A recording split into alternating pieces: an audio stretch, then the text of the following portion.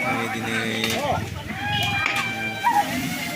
2-3 रिंगायाव बेबायदि जारला गोसांथारा गंसे पान दखान हाबबाय।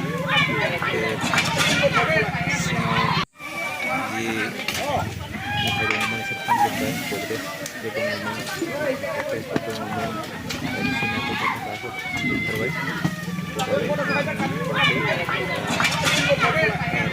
गारिबो लिंहरदों, नै फैबाय फाइर गारियाबो।